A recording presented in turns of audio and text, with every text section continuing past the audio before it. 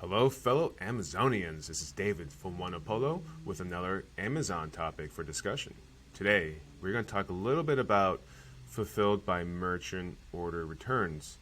And I'm going through the seller forums, and I see a lot of sellers giving grief about how they're not receiving the items they're supposed to get back for their FBM orders. We got one here saying buyer received refund without returning the item back. Next, we got Amazon refunding buyers without buyers returning the items back. We got even more over here. Buyer abuse, refund without returning the item. What's going on?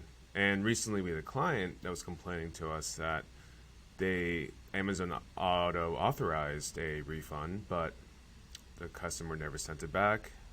And since they didn't use the prepaid labels purchased from Amazon, it wasn't covered in the safety claim, so the customer missed out on the refund. On the return. They had to refund the customer, and all Amazon said was, why don't you contact the customer and ask them to send it back? Talk about incentives here. The customer gets refunded, and we have to ask them to send it back when they already got the money. Might as well not even reply and just keep it, or not even deal with it, right? So I want to go through what Amazon says about seller fulfilled returns. And I just want to I'm going to skip into the main parts here. So Amazon automatically authorizes U.S. returns requests that fall within the Amazon's return policy.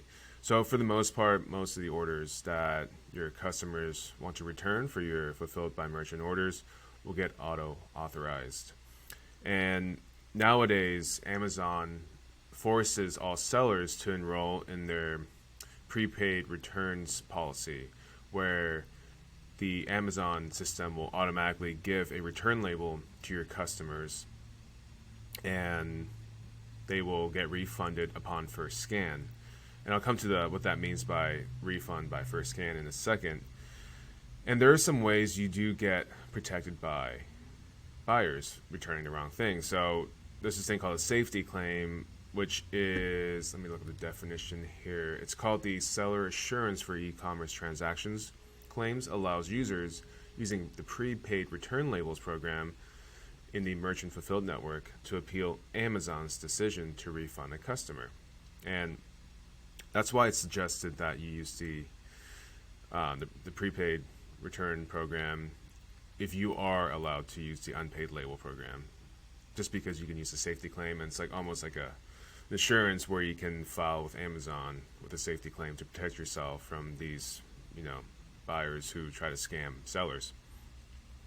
And there are some out of policy return requests, like it was over time or some other reasons. Those are kind of unique circumstances. But so this is essentially the seller fulfilled returns program. And let's go. So what is refund at first scan?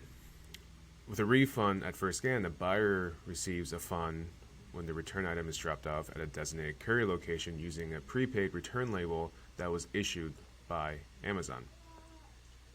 So essentially what that means is a customer requests for a return on the Amazon system for a FBM order, and Amazon automatically authorizes the return and will provide the customer a prepaid return label back to the seller. And when the customer drops off the package with the prepaid return label at the correct courier, could be USPS, UPS, FedEx. No, it won't be FedEx, just USPS and UPS. Then the tracking code associated to the label will automatically update, and therefore the Amazon system will know that the customer has dropped off and returned the item, and then they'll be refunded. So that's what it means by refund at first scan. The courier receives the package and is scanned in, and therefore the return is complete from the customer perspective. Now, you may be thinking, well, there's a lot of opportunity for fraud. What if they ship the wrong thing back? What if they put a brick in the box and they send it back with that label, right? And this is where the reimbursement policy for prepaid return labels come in. And you can see here, there's a list telling you what you are eligible for in terms of reimbursement. And that's if Amazon determines a customer abused Amazon's return or refund policy, item is returned to you in an unsellable condition that you were not at fault, which is ironic because almost all of the FBA returns we get back from removable orders is an unsellable condition. But anyways, a materially different item is returned to you. So here it is. So you are eligible for a reimbursement with if the customer returns an item that is not what it was, and you need to have documented proof, and this is where you come in and file a safety claim. So this is really the gist of the reimbursement policies. They're more like details to rare occasions, but that usually is like 85-90% of the issues, pertain to what we just discussed about. You can go through the list if you want to see what else you are covered for, but for the most part, it's like switcheroos that affects, returns, scamming. So when you want to get a reimbursement, you have to file a safety claim. So here you would click into you can search manage safety claims or file a safety claim in your search bar in your Seller Central dashboard, and you can put in the order ID and you can check if it's eligible.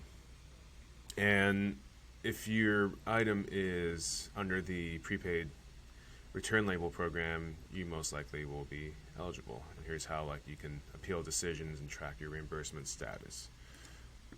All right, moving on. So let's talk about quickly of your FBM return preferences. So let's look at the return authorization. There is a in policy Amazon where it will automatically authorize all return requests that meets the Amazon return policy, or you can manually authorize all return requests. I don't see this available often, so usually it's going to be in policy Amazon. And you will be enrolled to Amazon's prepaid return labels by default. I rarely see where you can offer unpaid labels, so most likely it will be seller prepaid, and you can either issue your own RMA number or have Amazon automatically do it. And if you go to the return settings, you can see that here's how you can adjust these different types of options for your preferences.